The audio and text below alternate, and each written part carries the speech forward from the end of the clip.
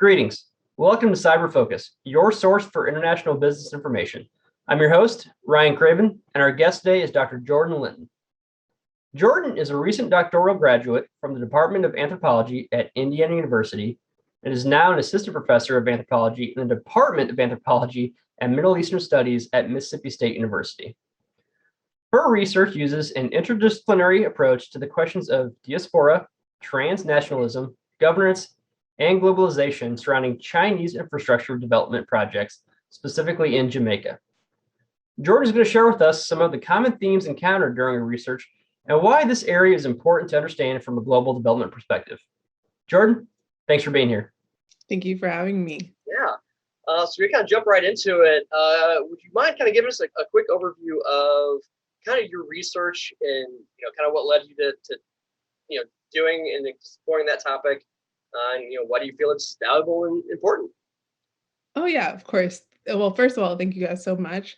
I really appreciate and love and have a special place in my heart for Kelley IIE. And so I'm really happy to do this. So my dissertation research, which my research at large, looks at People's Republic of China. So the People's Republic of China development throughout the global South. And specifically, I'm interested in how that kind of development is taking space or taking form in the Caribbean and Latin America. My own personal background, I'm of Guyanese and Jamaican descent. And so I have a lot of experience with that region. And so that was the region that I chose to do my research in.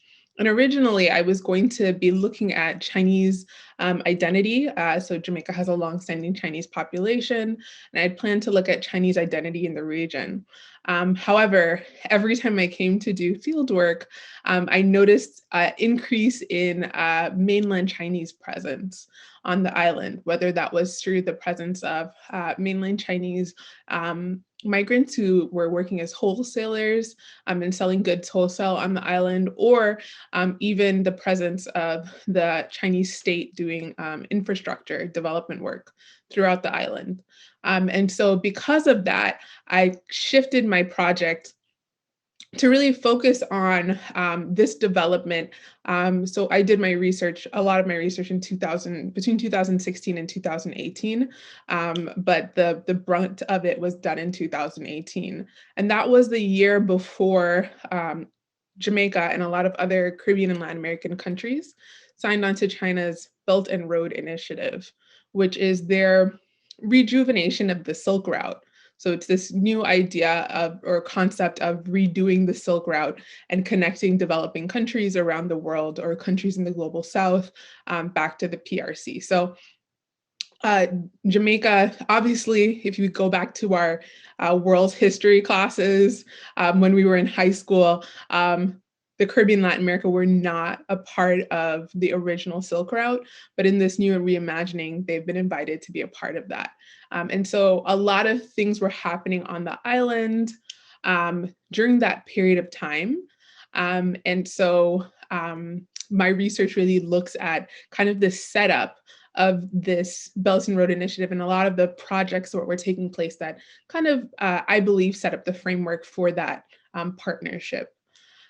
So yeah, I bring a anthropological perspective to this kind of work. A lot of this work is done by political scientists, economics, or done in economics. And so my goal is to bring kind of an anthropological on the ground perspective to how these partnerships are taking form on the ground and how they're being perceived by different actors and what their experiences are based on these projects. So that's kind of what I do. Great, thanks for sharing. Yeah, and it's always interesting to see the concept of development, right? Hey, we're going to come and just do this huge project, invest all of this, income and here, but it sounds like you're taking more of a, how is some of that development and interactions affecting, the day-to-day perspectives of everybody involved. Right, because another country can choose to invest in your country and say they're going to build a huge highway across your country. But the actual process of building the highway, the importation of labor, the importation of materials, and then all the other things that come as a part of that partnership. So thinking about other, businesses that might sprout out as a cause or as an effect of that one infrastructure project, it really has this bigger kind of, especially on the ground, it has this continuation effect. And so I think that it's, while the macro level view, looking at policies, looking at where money is going, et cetera, is really important. I believe that that needs to be balanced with an on the ground sustained engagement in that site to really understand how are people viewing this, what are kind of impacts that one might not have anticipated that are coming out of these projects. So for example, now the largest construction companies in Jamaica, many of the largest construction companies are Chinese owned. So Chinese nationals coming and creating their own construction companies in Jamaica and founding them as Jamaican companies. So there's a lot of that happening as a kind of a result of increased Chinese presence and investment on the island, that are these kind of, further effects. So my research looks at those engagements on the ground and how they are affecting and are affected by the larger picture, kind of providing that, intermediary or intersectional perspective. Yeah, and a couple of things that spurred to mind when you were kind of bringing that up is, unintended consequences, right? We're going to build this giant highway interstate across, your country. And I mean, you saw some of that in the US, right? Like some of those interstates, I mean, what happened to all of those small towns that thrived on the old rural highways, right? Right. They kind of started drying up and kind of going away. And hopefully that, those that are coming through and having, putting in these large scale developments are getting some of that feedback, and like, how will this actually impact some more of the local communities? And a previous guest that we had talked to on a cyber focus, her research as a professor focused on mayors in Latin America countries and regions, and the importance of and the role that they play in a lot of different areas. But one of the comments that came up was, yeah, like if you're hoping to interact and bring some development or wanting to do some development in these regions, the importance of bringing in all those different partnerships. And hey, we don't necessarily want you to come in and just like construction, right? We don't want you just to come in with the people that know how to run these machines. We want you to train our people how to run the machines and train our people how to take care of them, so that it's bringing those skills to the community instead of, oh, you're here, you're done, and those skills are gone. Right, because I mean, first of all, the maintenance of large scale highways. So for example, the North-South Highway is one of the ones that people really think about when they're thinking about Jamaica, because it was one of the bigger projects that China did, one of the first big projects that China did with this highway across Jamaica. And that highway is going to be expensive to maintain, but not only is it expensive to maintain, but as part of that partnership, there was a certain amount of time that China, the PRC, sorry, I'm going to switch between those terms, but there's a certain amount of time that the PRC actually gets the tolls from that highway as part of the deal for paying for it. So there's all these kind of things that come into play. So definitely Jamaicans are looking for how are we, like, what are we getting, what are we locals getting from this that doesn't feel exploitative? How are we getting trained with new skills? And then, how are we going to upkeep it? And the kind of really interesting thing, one of the kind of things that was really interesting to me while I was doing my research that I noticed is, these projects, these huge projects. So for example, the North-South Highway, it's there, right? But it's a toll highway, right? And it definitely will get you from like Kingston to Montego Bay much faster. But the thing that I noticed is whenever I was on the highway, it was mostly empty. And why was it empty? Because it was expensive to travel on. Like normal people, everyday people could not afford the cost of the highway. And so people, or they didn't appreciate that the highway was there. And so they were taking, measures to actively avoid it. So people were still driving on these, roads that are, breaking up their cars and all this. They're still driving on roads that don't get as much maintenance and have high level traffic, and on routes that take much longer, because it's the cost benefit for them is not there, even though it's time effective. And so that was another thing that that I saw a lot of, is this concept of like infrastructure development, but the infrastructure is not actually beneficial for most Jamaicans, because they can't afford to take advantage of it. Some will be, but not all of it is geared towards, lower income Jamaicans. And so we see they end up using other forms of transportation, and not really using these infrastructure projects, which, other scientists, social scientists, myself included, then ask the question, who exactly were these intended for? What is the, intended outcome, or what is the intended future of the Belt and Road Initiative? What is it supposed to, how does the Caribbean, Latin America fit within the larger, broader goals of the Chinese state? So that kind of brings up those kinds of questions for me. Yeah, absolutely. And I think those kind of questions are fair, and in my opinion, should continue to be asked and be asked more often. But kind of going back to some of your research and kind of the implications that, you said you focus kind of more on those everyday interactions and how those development projects really impact the local populations. And you said you specifically kind of focused it on 3 areas. Can you share us kind of what those areas are, if there's any, common insights across them, or, how did it differ from region to region? Yeah, of course. So I, as I'm an anthropologist first in training, and one of the things that I love, so I'm just going to start off with the caveats. One of the things I love about being an anthropologist is that we do grounded research, right? We do ethnographic research, and it's a really fancy word for, we do sustained observations and interviews on the ground in a site, over a sustained period of time, usually a year or more. But while I am an anthropologist, I also love, and I think it's central, especially for these kind of questions, to use interdisciplinary skills. So I pull for this project from political scientists, economists, but I also pull from postcolonial scholars, so scholars who are writing and come from this region, as well as geographers, because I'm talking a lot about space and construction and land. And so that's really important for me, as to utilize those skills.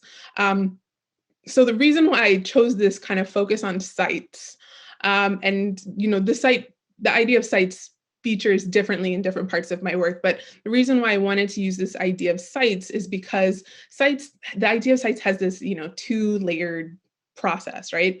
It is both, a site can be a physical space, but it can also be kind of a thematic space, right? A pulling together of different themes. And so I kind of use both of those ideas. So really, when I was focusing on sites, I am focusing on physical spaces, but I'm also focusing on 3 kind of thematic areas of what I call contestation that I noticed or noted during my research and before doing my research that I really wanted to pay attention to. So the first site of contestation is going to be, I noticed that there were an increased migration of Chinese wholesalers into Jamaica. So people who sell goods at wholesale prices, whether those be home or food goods, and that those wholesalers were having a lot of conflicts in their neighboring communities, high levels of theft and crime that were targeted specifically at these Chinese wholesalers. The second site of contestation that I noticed was that these physical construction sites were a space of media focus, as well as local focus, questions of if these sites are sustainable, if they're exploitative, how are we as Jamaicans, kind of the things that we talked about earlier are we as Jamaicans growing from this? Is it benefiting our communities, or is it going to be something that is exploitative, towards us? And then finally, as I spoke about earlier as well, I know that Jamaica has this longstanding Chinese population that came, kind of started after the abolition of slavery. In Jamaica, there were indentured laborers from China brought in as workers. And over time, that population kind of shifted to be newer migrants into Jamaica, and created a Chinese Jamaican community. Now that Chinese Jamaican community became like an insular, a full community of mostly Hakka people from the southern part of China. So all from very similar communities coming and growing and building businesses in Jamaica. And so I know that this community was looked at as a potential buffer, as a potential mediator. However, that there was another side of contestation. Their understanding of what it meant to be Chinese was very different than, the newer Chinese migrants. And so we have this third site of contestation. So what I did was to look at each of these sites of contestation, doing interviews, doing observations with people, spending time at construction sites, spending time at cultural events, and really trying to understand what was underpinning these sites of contestation. And what I discovered is really the importance of history. So in Jamaica, right, so this is not surprising to any of us, right? History continues to be important. So in Jamaica, that history, that colonial history of importation of Asian laborers as replacement at the time, Black, formerly enslaved Jamaicans were using their newly freed status as, sharecroppers and stuff to barter for better wages and better, resources. And so Asian laborers were brought in to kind of stifle those requests. And so that sets up a system where resources are connected to race. And therefore, life chances are connected to race, right? And so that system persists throughout the colonial period. And then even in the post-colonial period, we start to see this, this continuation where consistently we see during times of economic scarcity, during times of economic insecurity, there are increases in anti-Chinese violence in Jamaica. So this looked like in the 1900s, riots against Chinese shops and attacks against Chinese Jamaican people. Then later on, during Michael Manley's prime ministership, in I think the 60s and the 70s, we see it again, which leads to a huge out-migration of Chinese Jamaican individuals. So we see this consistency within that comes from this earlier moment, and post-colonial scholars talk about this, that persists, and creates this idea that Chinese labor is somehow taking away from Black Jamaican resources. And whether that is true or not, it is the structure that has been constructed. And so now when the People's Republic of China is coming and investing in this region, they're also investing in a region with this specific baggage. And so these kind of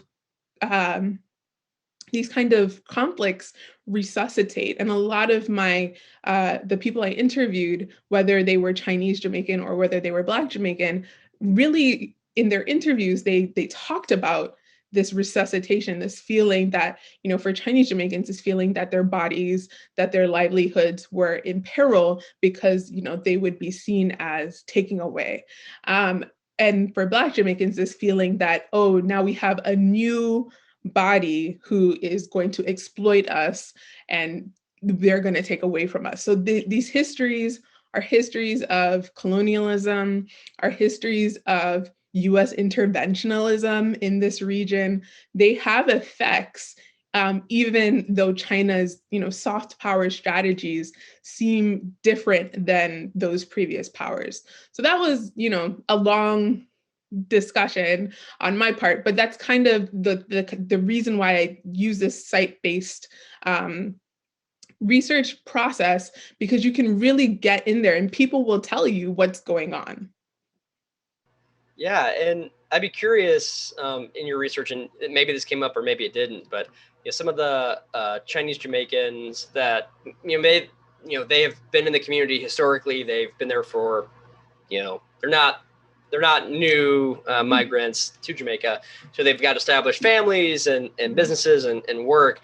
And if seeing this increase in Chinese development like rekindles a lot of those feelings of the history, and even though they were already integrated and they might have been seen as strong members of the community beforehand, seeing that outside development from China come in, I'd be curious if that like shifted that mindset for folks that normally would be perceived as part of the community, but then it's like a reminder of, oh, well, you didn't start here. This, you being here does impact, right. other members. And that's definitely a fear, right? There's one person in particular, a former actually Nobel Peace Prize laureate. He worked with, he was a part of a project that got a Nobel Peace Prize, but he's a Chinese Jamaican man and a professor on the island, and he himself came out and said, we're afraid that it's going to happen again. The riots are going to happen again, even though we are not these people. We're going to be perceived as complicit and in what they're doing, and so we're gonna have an effect. And so it's really interesting. The Chinese Jamaican community, I feel, is really in this interesting position because they are Jamaican. They're of Jamaican descent, of long-time Jamaican descent. Many are multiracial, but they also have this Chinese ancestry. And so a lot of what I ended up looking at was over the course of this year, this community trying to figure out where they stood and who were they supposed to be supporting? Who were they supposed to be helping? How was this going to affect them, right? All these questions then come. And this is really from a social science perspective. So from an anthropological perspective, this is just interesting, right? As this community starts to think about identity and all those stuff, but also from a social science perspective, from an economic perspective, from a political perspective, there's this body of literature that's coming out in geography that talks about the idea of diasporic diplomats. And this is the idea that nations are more likely and increasingly using populations in their diaspora as advocates, mediators, and resources when in political interactions. So these diasporic communities are not just kind of offshoots, they are strategic partners in diplomatic engagements.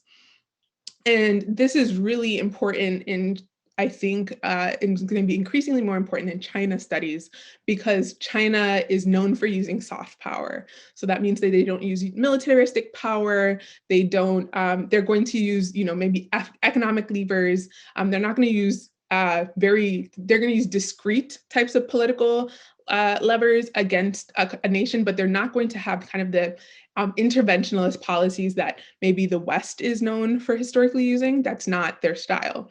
And so diplomats or diasporic diplomats, try to say that 5 times fast, diasporic diplomats are a key type of soft power. So an opportunity to use communities that already exist in these contexts.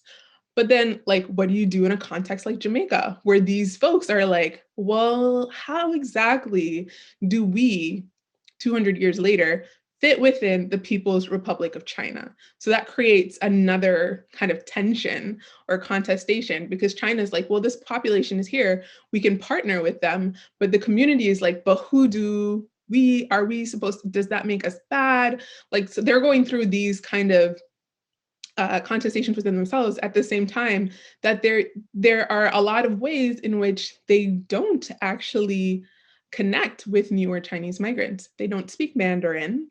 If they're multiracial, they may not look traditionally Chinese. They have maybe, specific practices that are specific to their communities from South China that they brought over to Jamaica and may not look like the the big traditions. So there was a fundraising event that I attended. And every year, the Chinese Cultural Association, one of them would have this fundraising event where they would sell this dish called suimen. And suimen is kind of almost like a ramen. It's an udon noodle dish with pork and I think shrimp, lots of like meats in it, right? And everybody loves it. So every year they have this suimen thing and fundraiser, and people come. Black Jamaicans come and buy it. Everybody comes and buys it. It's a huge fundraiser for the association.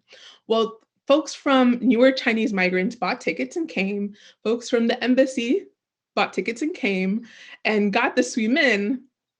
They were like, what is this? And they were like, it's suimen, duh.